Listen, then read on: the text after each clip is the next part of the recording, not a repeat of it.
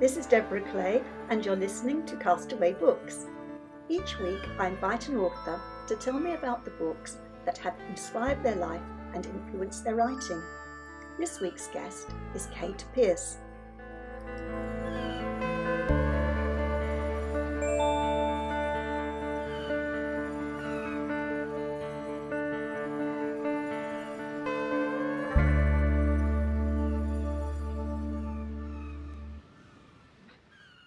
I am delighted to welcome Kate Pearce to my island this week because Kate is a prolific author. She's written a lot of books, both traditionally published and indie published. You write romance and you write across a range of subgenres of romance, which is incredibly brave of you. And you write cowboy romance for Kensington Publishing and Regency Mysteries under a pen name, Catherine Lloyd. So I am in awe of how much you're able to write. I'm very excited to hear about your book choices and learn a bit more about your life. So welcome, Kate. Thank you for having me.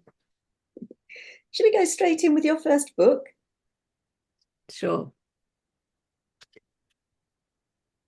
Which is Rosemary Sutcliffe, Mark of the Horse Lord, correct?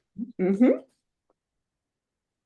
So tell me about this first book. How old were you when you read it, and what was it that appealed to you about it? I think I was a very late reader because I was very short-sighted and I didn't get glasses till I was 5. And then, so everything was a bit delayed for me. When I could read, I was just this voracious reader and I read everything. And Rosemary Sutcliffe was one of the first people I picked up on. I think I read everything she wrote.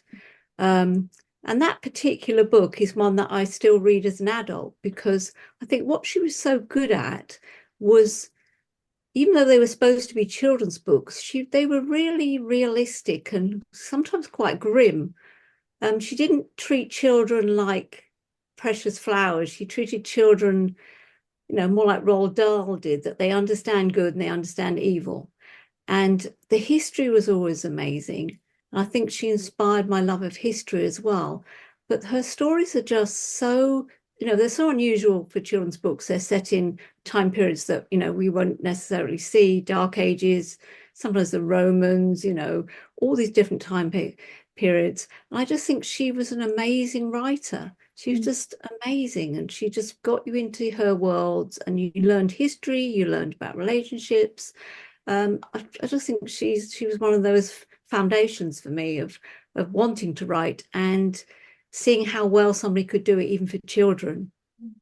She's not that well known an author, is she? Or has she just not been on my radar? I don't know. Maybe I don't think these days she's very well known, and I don't think she's particularly known all over the world. But when I was a kid, her books were coming out in the 60s and they were everywhere and they were taught at schools. She's just amazing. I mean, and I think she was disabled and she had quite a small life in some ways. So it was this amazing imagination that she had that took her all over the world. And have her books stood the test of time? Would your children have read them? Would you have read them to your children? I have given them to my children and I think they really enjoyed it, particularly the Roman ones. I mean, I think everybody likes Roman soldiers. Yeah, especially children, absolutely. So what was your life like then? And what you say you started reading about the age 6. Tell us about your siblings and what life was like growing up. I think you're from a big family, weren't you? Yes, there's 6 girls in my family and I'm number 4. So I got away with quite a lot really because my parents were exhausted by the time they got to me, I think. We all loved to read, we all loved art. We were all reading everything, probably things that weren't suitable for me at some points. I think some of the things my older sister were reading and giggling about, I didn't really understand what they were reading, but I wanted to know. And we read books, shared books. Everybody loved reading. It was a real gift. My mum was excellent at helping us read and helping us be creative, and I was very lucky. 6 girls, I mean, what a handful. Were there many years between you, and did your older sisters look after the younger ones? Well, the oldest 3, there's 3 years between them, and then there's 3 years and 3 years. So we're all fairly close. And then there's an 11-year gap to my youngest sister. She Mm. was a surprise. And so she basically had six mothers. So, because my mother basically just passed around everybody, if you needed a babysitter or somebody that was just pass the baby. So she had all these, and of course, big sisters, they always look out for little sisters, and we all walked each other to school and did all that sort of stuff. And we're still close now. I love my sister. I've only got one sister, but I think sisters are very special. Yeah. I Uh, mean, we did have one bathroom, which oh, sometimes there were literal hair pulling fights. And sometimes they'd steal your clothes or borrow your clothes or your makeup, and it never came back or they ruined it. So there was always a few arguments going on. your poor dad probably never got a look in with the bathroom. Now he spent a lot of time playing rugby or at the pub. I So bet. he wasn't a lot there a lot. Oh, it's lovely. So let's go on to book number two. Which is Jane Austen, Mm, Emma. lovely choice. I love Jane Austen. I think it's so interesting when I did this exercise of looking at these books, Mm. is how many of the things I love have informed my own writing. Mhm. And from different aspects of all of these books, when I look back, the history, which I love, I did a history degree, Jane Austen, there's two things I love about her is the cleanness of her prose Mm. and the sly wit to them that a lot of people miss, and that her characters weren't always likable, but they were unputdownable. Mm. Especially her women, she was an acute observer of people, and I think sometimes people miss that. Mm. And that's why I like Emma the most, because Emma is probably the least likable of her heroines. But the book is one that every time I read it, I get something different out of it. And at different ages, I get different things out of it. I mean, everybody loves Pride and Prejudice, and I love Pride and Prejudice, but if I had to pick one, Emma would be the one, just because it's just so clever. She goes through a real journey of transformation, doesn't she? Her character Yes, it does. really grows up. Yes, Mm. yes. And I when like you write your characters, do you look for sort of imperfect people? Do you look at layered characters, learning from that? absolutely. I mean, I think you have to. I mean, I mainly write romance, and romance, you have to take off their layers. You have to get to their fundamentals. You have to get to what is the thing that they really don't want to do, but you're going to make them do it anyway. That's, to me, is the fundamental of every romance. What if somebody says, I will do anything for you but X? How do you make them do X? How do they recover from having to do X? Mm. And that is when I start writing, that's always the question I'm always asking. Take off all the layers, and what happens when we get down to the basics. Mm. I just love complex books, and I like complex characters. And do you tend to write historical as well? I know I've looked at some of the books you write, but you write right across, drawing on your experience of living in America as well as here with your cowboys. But do you have any historical? You did some Regency, didn't you? Yes, you I do. do. I have quite a few historical um, books. I did history as my degree, so I know how to research books. Yeah, I've got quite a few historical regencies, and I'm just starting a new series for Kensington, which will be Regency Historical, which the first one will be out next year, I think. Um, I also am writing, self-publishing a series set in the industrial north, Mm. where so it's sort of like north and south, where you get the industrial cities growing and the conflict between the countryside and the gentry. And I like that grittiness to it. Mm. I like that sort of the railways coming and the mines and the Mm. factories and how that impacted society. So I like to write those, and I still write that series now. Mm. So you telling us you did history degree. I know you did a history master's. Did you do your degree in history to begin with? And then you I went. did. I did. I went to Aberystwyth, and I did a degree I did archaeology and a lot of Welsh history, because we had a very good Welsh history department. So I enjoyed doing a lot of this very in-depth history of Wales. I did my dissertation about Welsh Quakers who went to Pennsylvania. So Oh, interesting. fascinating if you ever want to have a really long discussion. Has that ever gone into any of your books? Do you know, not. And it was funny, when I went to live in America, I was on the wrong side of the coast for all the colonial stuff. Of course, I was on the West Coast in California and Hawaii, and all of my history was based on the East Coast and the original colonies, so not very helpful. I was going to, when I was went over to America first, I was going to go and do a PhD. And I said to my husband, give me 5 years to see if I can get a book published. If I can't, I'll go and do the PhD. And I did eventually got a book published, and that was it. I never did the PhD. Is that a regret or not? No, not really. I think I've had a lovely job for 20 years. Yeah, yeah. Right, you do really well with your books. So when did you know that you were going to be an author? I mean, did you want to be an author right back when you were doing your degree? Was it when did that aspiration come? I think it goes even further back. I was a child that made stuff up all the time.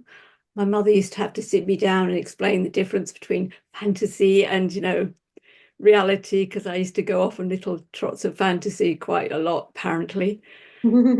So I think I was always in a daydream, and my report said, Catherine is a lovely girl, but she needs to focus because she's in a daydream.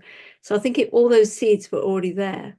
Mm. Um, I didn't really get to have time to write properly until I moved to the USA, when all my children had finally gone, my three boys had gone to school, and I couldn't work because I didn't have a visa. So it was the opportunity to actually sit down and write properly. I tried a few books before. I think I looked at some, tried to submit to Mills and Boon, as you do in the UK. I think that's always the starting place. And hadn't really followed through, but I had the time, and I just thought, this is the time to do it. You've got the time. I found American romance novels, and I was just totally hooked on them. And that was it, really. Mm. So what took you to America? My husband's in IT tech, so the company he worked for, Sun Microsystems, offered to take us over there and fully paid, do all the visa. I have a big family. I was a little bit like, oh, I don't know if I want to go. Um, and he said it's 3 years, but we ended up being there for 25 years. Wow. So all my children are fairly American. And how was it for you? I mean, how old were you at the time? And what stage of your life were you at? Did you make friends with people easily? Was it It was difficult? quite hard. California, especially Bay Area, where all the Mm. tech is very transactional and very transient. People come and go a lot. So it was quite hard to make friends. The best friends I made was when I joined a writing group, when this was, and I joined a local writing group at the community college. And I made some of the best friends I've ever, still in friends with now, 20 years later. So Mm. we had a little group, and we sort of went off that group and did all our critiquing and everything together, shared everything in life, births, deaths, marriages, divorces, everything. So I Mm. was very lucky with that. And I Mm. had a couple of English friends, because we like to have a good moan. Being British, we kind of like to sit around and have a good moan about everything. So you could only do that with another British person, really. So, I had a couple of friends who were British. We did that every so often. Was it much difference in getting published in America compared to England? Because it always seems like there's an awful lot more agents and publishers in the USA than UK. But then, of course, it's a huge, huge country, more people applying. Yeah. I mean, I think when I started, obviously it was very different. Mm. There's an organization called Romance Writers of America, and I joined them, and they offered so many great opportunities for contest entries, for conferences to go and meet and pitch your books, and mentors. So they really set me on the right track. Mm. And I was lucky enough to have a mentor, and she said to me, "I'll submit to this company." And I was like, "Well, I don't know, I'm not sure about that book." It was just a one-off. And I did, and they said, "We'll take it." And at the time, it was a digital first publisher. I didn't even know what an ebook was, really. I had no idea how they were going to publish it, how you delivered it, because this was pre-e-readers as well. Mm. Wow. So I was like, "Oh, I'm being Okay. published." And I was like, "I have no idea how." But people literally download it onto their computer and read off their computer, Well done. um, which was a whole new world. Yeah. And then I started writing for Kensington 2 years after that. And I still writing for Kensington, still have the same editor, have a lovely relationship, gone through lots of different iterations. So I think it's hard. I think it's all, when it's always been hard to find an agent or get published, but there were opportunities, and I just think you have to keep growing and learning, and you have to keep submitting. You have to keep standing up and writing something else and trying again and get better. Hmm. Hmm. Good. So let's go on to book number 3, which is a little of a cheat one here, but I shall let you say it. Are we trying? Is this the Prairie?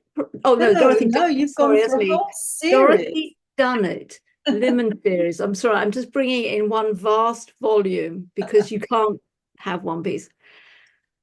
Dorothy Dunnett writes these massive books. They are knee deep in history. Everything in the book she did. She traveled all over the world. She went to every single place. So the history, the journeys, because there's a lot of journeys in her books. They move from country to country. They're medieval. They start in Scotland. They literally go all over the world. And she did it all. She writes beautiful, dense fiction. She taught me how to have good dialogue, that you can have people talking to each other for pages and pages, and they still don't understand each other because their agendas are completely different. Because I think a lot of times when we're writing, especially in romance, sometimes you're scared to let people have a conversation, because if they have that conversation, basically the book's done, right? Because it's a lot of misunderstandings in romance. So she taught me to not be afraid of letting my characters talk to each other. They could talk forever and they still wouldn't understand each other. And that happens, doesn't it? That's like real life. It does, and there is a real skill to that. I absolutely get it. I'm a big fan of The Archers, and which is a radio program, a soap really. It's been running in this country since the 1950s. So I was listening to that, and I've discovered an Archers podcast. And they were having a discussion on the Archers podcast about a conversation that had gone on the Archers, where neither of them, they both had big agendas, and neither of them was saying what needed to be said. And they were talking through that conversation, and they played it, and they said X was wanting this and was thinking that, and Y was saying, but they never actually said it. And it was really powerful, because all of the listeners knew how they were feeling and knew how difficult it was, and nobody was actually saying what they really wanted to say. And I think to do that is a skill, definitely. It's a skill, and it's something. Whenever I start a new book, I always say to myself, what can I do better? What can I improve on this time? And if it's dialogue, or if I'm terrible at setting or narrative, I have to work harder at some things than others. I always try, and even like after 110 books or whatever it is, I still always say that to myself. How can I make it better? What can I do differently? What can I learn? And that's why I love reading other authors, even, particularly when people have a book that just goes crazy. I always read it just to see what they did. What did they do that made it successful? What are they? Are they a storyteller, or are they a mystery writer? What are they doing that makes people want to read that book? Because these things are all important, and things change, times change. You have to see what people are wanting in their books now. Yes. But Done It is just, you could read those books forever. And I would on my island, obviously. And you would still get something different out of it every single time.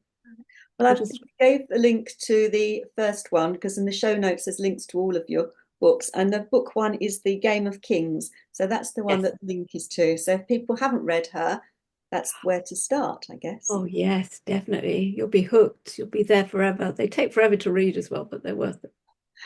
Another treat. The trouble with doing this show is I end up with such a long to be read list. Both the authors I interview, who I would want to go and read their books, plus all the books that they recommend, or most of them. So at this time, what was happening in your life? Have you had your children by then? I think she used to write one book every 3 years. So I think it spanned quite a lot of my children's childhoods that she was writing. And I know she was writing her second series, the Niccolo one. She was getting quite elderly. And I think very many of us were very worried that she would manage to write the last book, you know. It's like, please keep going, keep writing.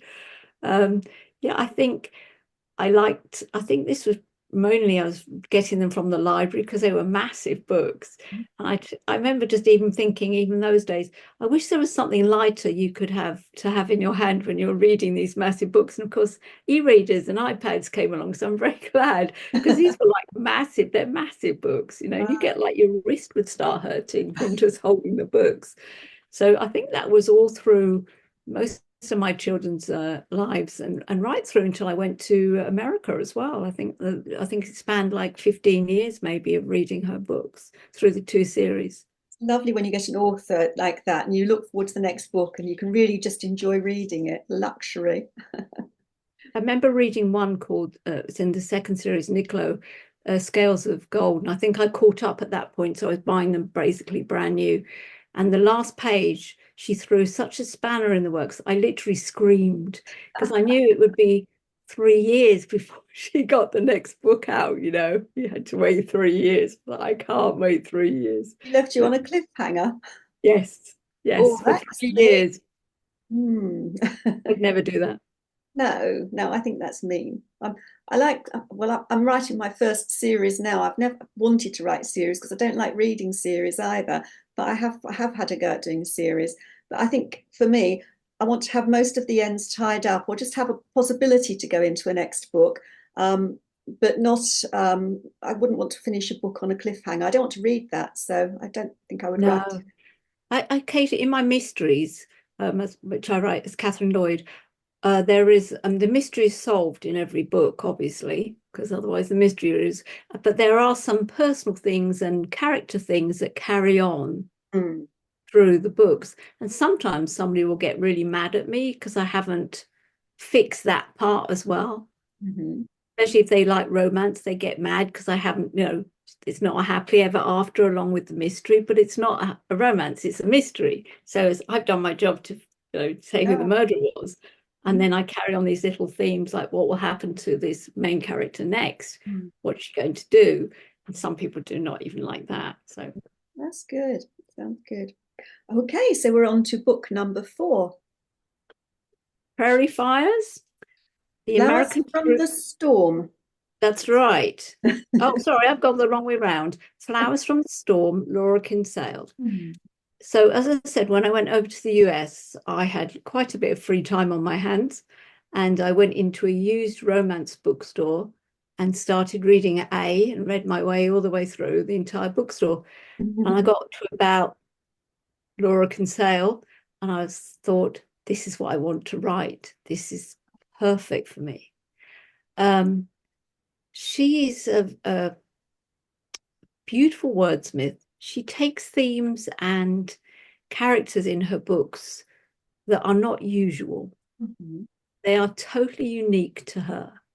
In this particular one, it's about a Quaker heroine and a hero who is a dissolute rogue who has suffered from a stroke but is incarcerated in a mental institution because he's considered, they think he's lost his mind, Mhm. as opposed to the fact he just can't speak temporarily because he's had a stroke. Obviously, we know that because we have the medical Mm. knowledge of understanding that, but in those times they Mm. didn't. And they Mm. come into contact through her good works.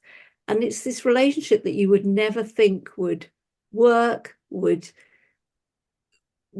who would think of that? I Mm. I certainly know would. Her writing is beautiful. Her depth of feeling and angst. If you like angst in books, she's the one. She Mm. is the golden girl. Mm.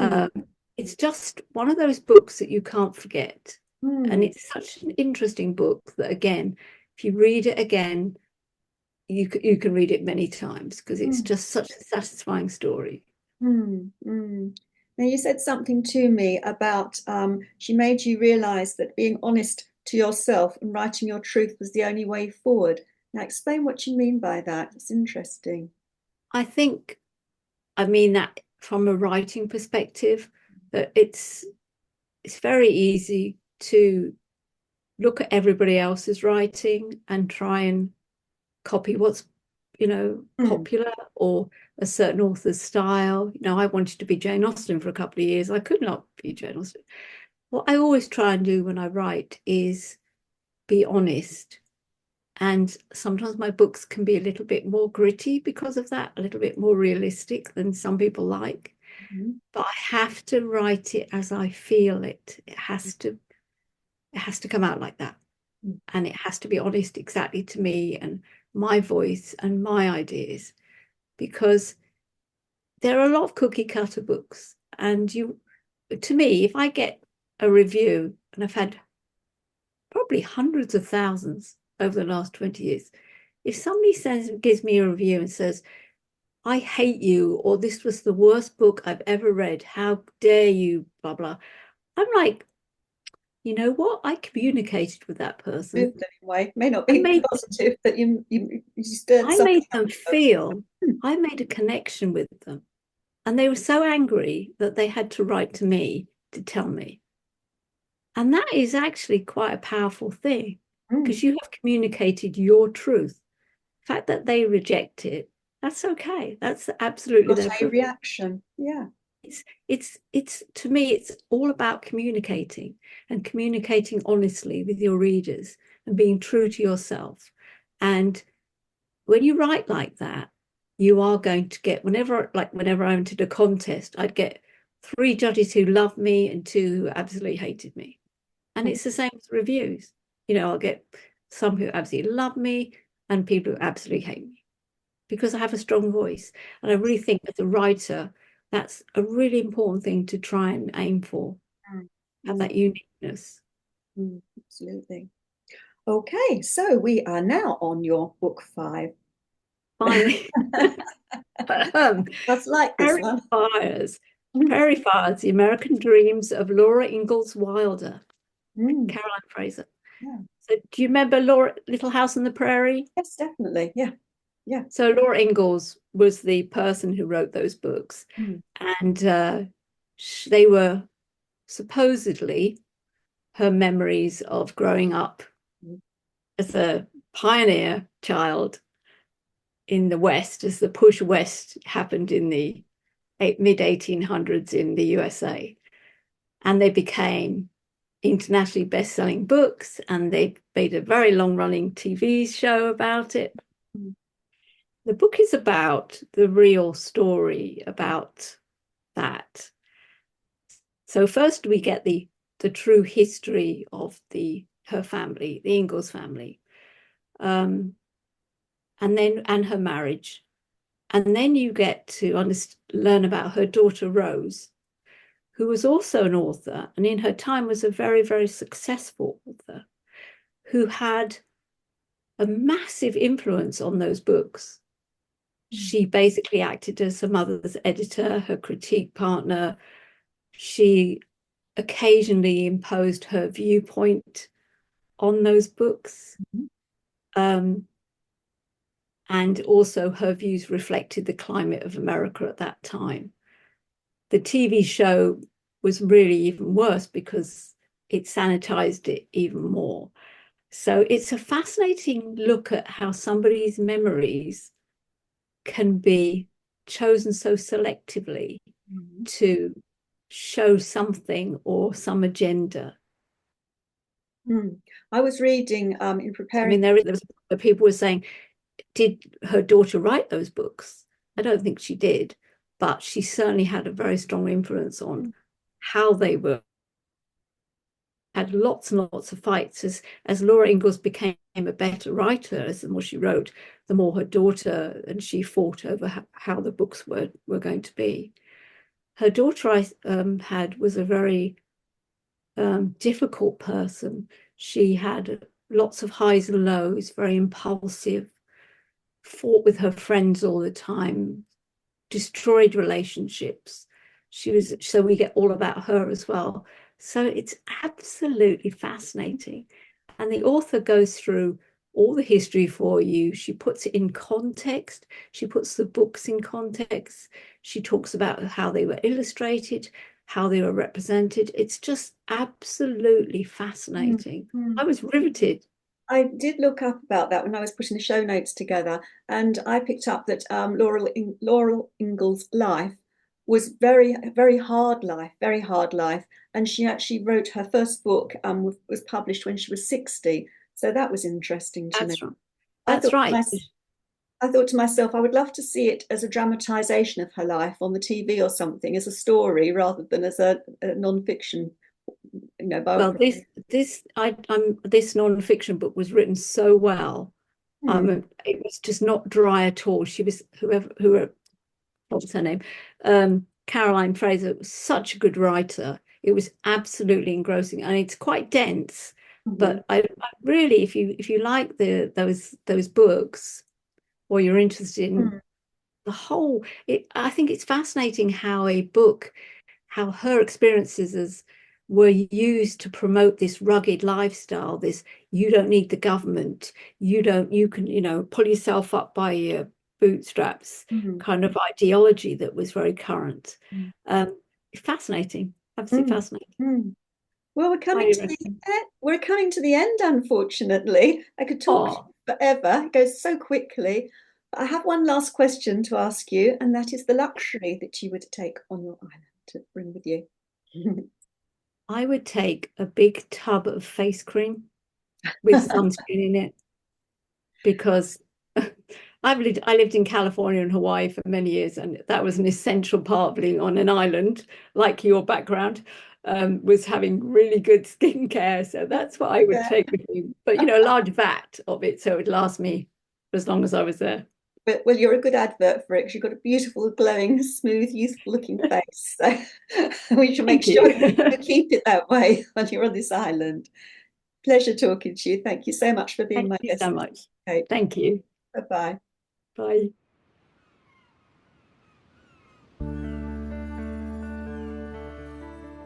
Castaway Books will be back again in the new year. Don't forget to subscribe so you don't miss any more exciting episodes, and to like. You can find the show notes on www.deborahclee.com.